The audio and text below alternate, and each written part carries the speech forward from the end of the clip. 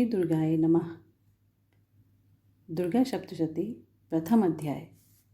प्रथम चरित्र के ब्रह्मा ऋषि, महाकाली देवता, गायत्री छंद, नंदा शक्ति, रक्त दंतिका बीज, अग्नि तत्व और ऋग्वेद स्वरूप हैं। श्री महाकाली देवता की प्रसन्नता के लिए प्रथम चरित्र के जप में विनियोग किया जाता है। भगवान विष्णु के सो जाने पर मधु और कैटभ को मारने के लिए कमल जन्मा ब्रह्मा जी ने जिनका स्तवन किया था, उस महाकाली देवी का मैं सेवन करता हूँ। वे अपने 10 हाथों में खड्ग, चक्र, गदा, बाण, धनुष, परिघ, शूल, भुषुंडी, मस्तक और शंख धारण करती हैं। उनके 3 नेत्र हैं। वे समस्त अंगों में दिव्य आभूषणों से विभूषित हैं। उनके शरीर की कांति नीलमणि के समान है तथा वे 10 मुख और 10 पैरों से युक्त हैं। मार्कंडेय जी बोले, सूर्य के पुत्र सार्वणी जो 8वें मनु कहे जाते हैं, उनकी उत्पत्ति की कथा विस्तार पूर्वक कहता हूँ, सुनो।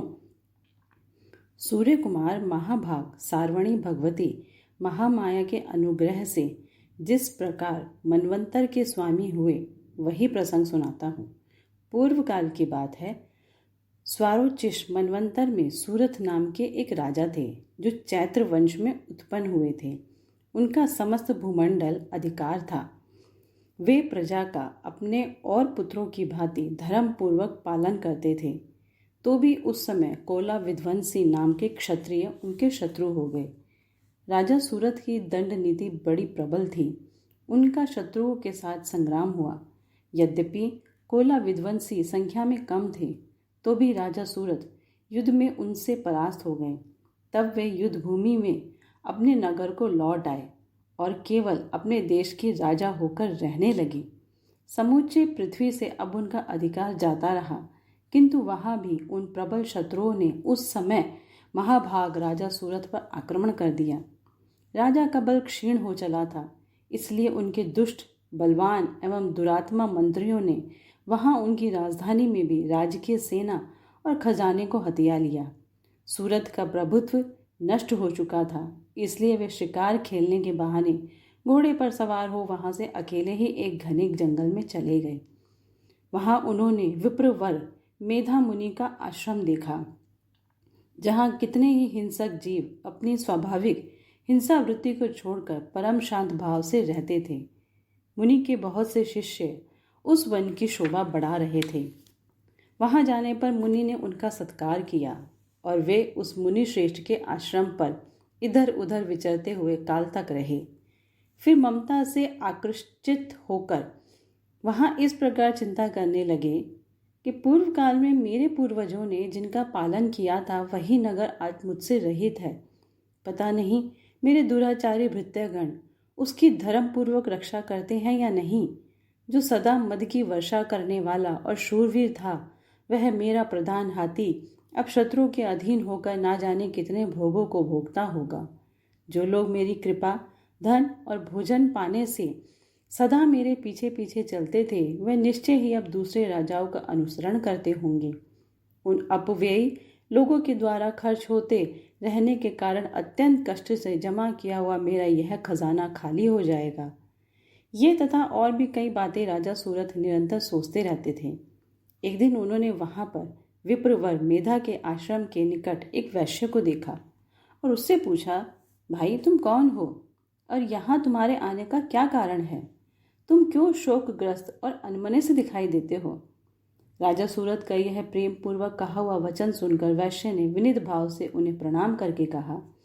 वैश्य बोला, राजन, मैं धनियों के कुल में उत्पन्न एक वैश्य हूँ। मेरा नाम समाधि है। मेरे दुष्ट स्त्री पुत्रों ने धन के लोभ में मुझे घर से बाहर निकाल दिया है। मैं इस समय धन, स्त्री और पुत्रों से वंचित हूँ। मेरे विश्वसनीय बंधुओं ने मेरा ही धन लेकर मुझे दूर कर दिया है। इसलिए दुखी होकर मैं वन में चला आया हूँ। यहाँ रहकर मैं इस बात को नहीं जानता कि मेरे पुत्रों की, स्त्री की और स्वजनों की कुशल है या नहीं। इस समय घर में वे कुशल से रहते हैं अथवा उन्हें कोई कष्ट है। वे मेरे पुत्र कैसे हैं? क्या वे सदाचारी हैं अथवा दुराचारी हो गए हैं? राजा ने पूछा, जिन लोभी स्त्री पुरुष आदि ने धन के कारण तुम्हें घर से निकाल दिया, उनके प्रति तुम्हारे चित्त में इतना स्नेह का बंधन क्यों है? वैश्य बोला, आप मेरे विषय में जैसी बात करते हैं वह सब ठीक है, किंतु क्या करूं, मेरा मन निष्ठुरता नहीं धारण करता। जिन्होंने धन के लोभ में पड़कर पिता के प्रति स्नेह, पति के प्रति प्रेम तथा आत्मीय जन के प्रति अनुराग को तिलांजलि दे मुझे घर से निकाल दिया है, उन्हीं के प्रति मेरे हृदय में इतना स्नेह है। महामते, गुणहीन बंधुओं के प्रति जो भी मेरा चित्त इस प्रकार प्रेम मगन हो रहा है, यह क्या है? इस बात को जानकर मैं जान भी नहीं पाता। उनके लिए मैं लंबी सांसें ले रहा हूँ। मेरा हृदय अत्यंत दुखित हो रहा है। उन लोगों में प्रेम का सर्वथा अभाव है, तो भी उनके प्रति जो मेरा मन निष्ठुर नहीं हो पाता, इसके लिए क्या करूं? मार्कंडेय जी कहते हैं, ब्राह्मण तदनंतर राजाओं में श्रेष्ठ सूरत और वह समाधि नामक वैश्य दोनों साथ साथ मेधा मुनि की सेवा में उपस्थित हुए और उनके साथ यथा योग्य न्यायानुकूल विनयपूर्ण बर्ताव करके बैठे। तत्पश्चात वैश्य और राजा ने कुछ वार्तालाप आरंभ किया। राजा ने कहा, भगवान, मैं आपसे एक बात पूछना चाहता हूँ, उसे बताइए। मेरा चित्त अपने अधीन न होने के कारण यह बात मेरे मन को बहुत दुखी देती है। जो राज्य मेरे हाथ से चला गया है, उसमें और उसके संपूर्ण अंगों में मेरी ममता बनी हुई है। मुनिश्रेष्ठ, यह जानते हुए भी कि अब वह मेरा नहीं है, अज्ञानी की भांति मुझे उसके लिए दुख होता है। यह क्या है? इधर यह वैश्य भी घर से अपमानित होकर आया है, इसके पुत्र, स्त्री और भृत्यों ने इसे छोड़ दिया है, स्वजनों ने भी इसका परित्याग कर दिया है, तो भी यह उनके प्रति अत्यंत हार्दिक स्नेह रखता है। इस प्रकार यह तथा मैं दोनों ही बहुत दुखी हैं। जिसमें प्रत्यक्ष दोष देखा गया है, उस विषय के लिए भी हमारे मन में ममता जनित आकर्षण पैदा हो रहा है। महाभाग, हम दोनों समझदार हैं, तो भी हम में जो मोह पैदा हुआ है, यह क्या है? विवेक शून्य पुरुष की भांति मुझ में और इसमें भी यह मूढ़ता प्रत्यक्ष दिखाई देती है। ऋषि बोले, महाभाग, विषय मार्ग का ज्ञान सब जीवों को है। इसी प्रकार विषय भी सबके लिए अलग अलग है।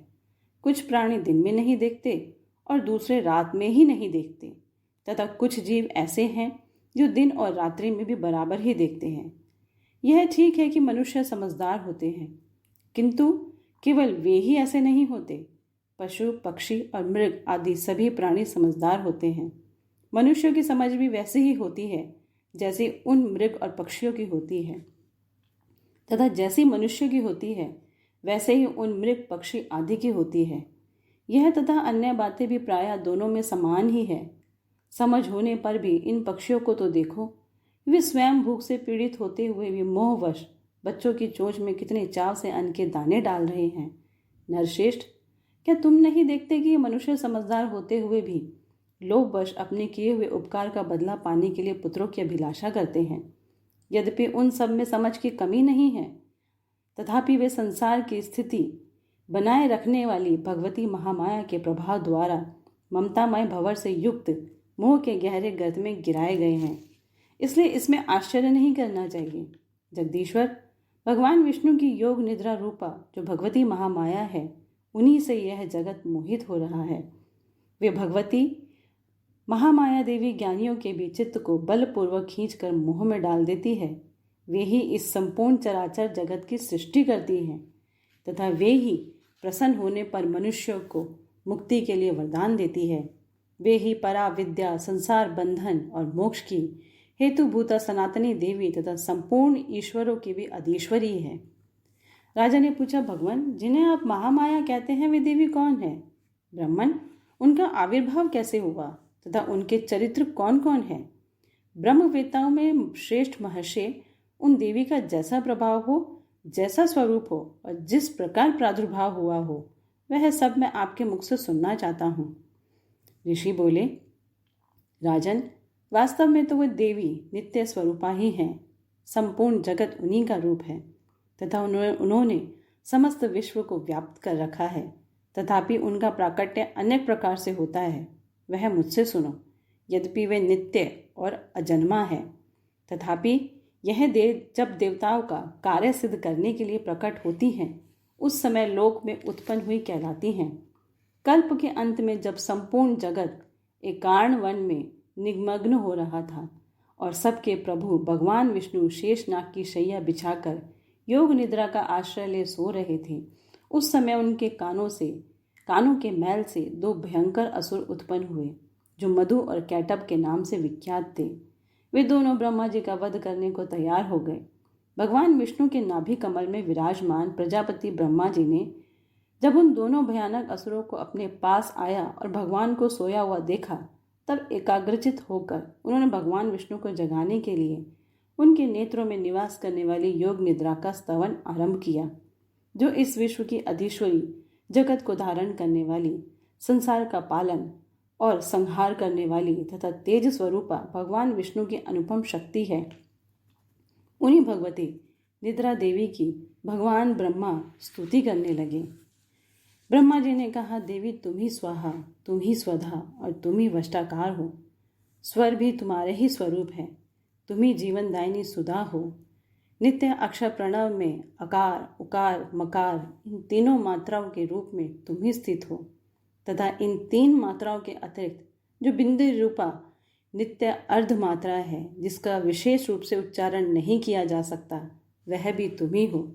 देवी तुम ही संध्या सावित्री तथा परम जननी हो।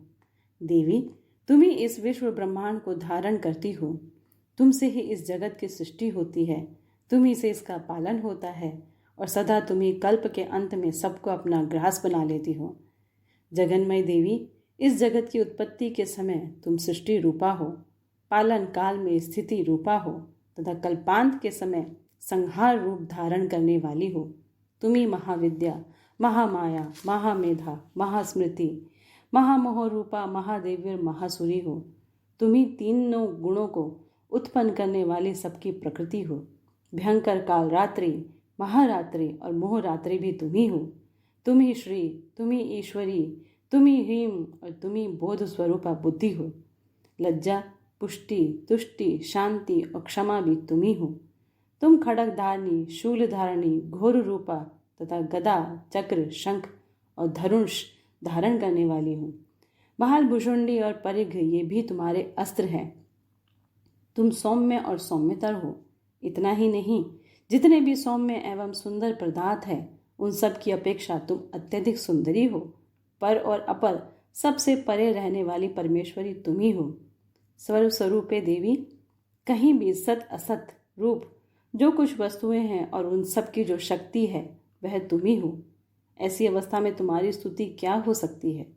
जो इस जगत की सृष्टि, पालन और संहार करते हैं, उन भगवान को भी जब तुमने निद्रा के अधीन कर दिया है, तब तुम्हारी स्तुति करने में यहाँ कौन समर्थ हो सकता है?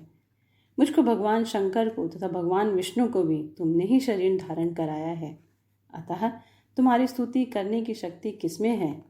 देवी, तुम तो अपने इन उदार प्रभावों से ही प्रशंसित हो। ये जो दोनों दुर्धर्ष असुर मधु और कैटव है, इनको मुंह में डाल दो और जगदीश्वर भगवान विष्णु को शीघ्र ही जगा दो। साथ ही इनके भीतर इन दोनों महान असुरों को मार डालने की बुद्धि उत्पन्न कर दो। ऋषि कहते हैं, राजन, जब ब्रह्मा जी ने वहां मधु और कैटब को मारने के उद्देश्य से भगवान विष्णु को जगाने के लिए तमोगुण की अधिष्ठात्री देवी योग निद्रा की इस प्रकार स्तुति की, तब वे भगवान के नेत्र, मुख, नासिका, बाहु, हृदय और वक्ष स्थल से निकलकर अव्यक्त जन्मा ब्रह्मा के दृष्टि के समक्ष खड़ी हो गई। योग निद्रा से मुक्त होने पर जगत के स्वामी भगवान जनार्दन उस एकार्ण वर्ण के जल में शेषनाग की शैया से जाग उठे। फिर उन्होंने उन दोनों असुरों को देखा। वे दुरात्मा मधु और कैटब अत्यंत बलवान तथा पराक्रमी थे और क्रोध से लाल आंखें किए ब्रह्मा को खा जाने के लिए उद्योग कर रहे थे। तब भगवान श्री हरि ने उठकर उन दोनों के साथ 5000 वर्षों तक केवल बाहु युद्ध किया। वे दोनों को अत्यंत बल के कारण उन्मत्त हो रहे थे। इधर महामाया ने भी उन्हें मुंह में डाल रखा था, इसलिए वे भगवान विष्णु से कहने लगे, हम तुम्हारी वीरता से संतुष्ट हैं, तुम हम लोगों से कोई वर मांगो। श्री भगवान बोले, यदि तुम दोनों मुझ पर प्रसन्न हो तो अब मेरे हाथों से मारे जाओ। बस इतना सा ही मैंने वर मांगा है, यहाँ दूसरे किसी वर से क्या लेना है। ऋषि कहते हैं, इस प्रकार धोखे में आ जाने पर जब उन्होंने संपूर्ण जगत में जल ही जल देखा, तब कमल नयन भगवान ने कहा, जहाँ पृथ्वी जल में डूबी हुई ना हो, जहाँ सूखा स्थान हो, वहीं हमारा वध करो। ऋषि कहते हैं, तब तथास्तु कहकर शंख, चक्र और गदा धारण करने वाले भगवान ने उन दोनों के मस्तक अपनी जांघ पर रखकर चक्र से काट डाले। इस प्रकार ये देवी महामाया ब्रह्मा की स्तुति करने पर स्वयं प्रकट हुई थी। अब पुनः तुमसे उनके प्रभाव का वर्णन करता हूँ। जय माता की। प्रथम अध्याय समाप्त हुआ।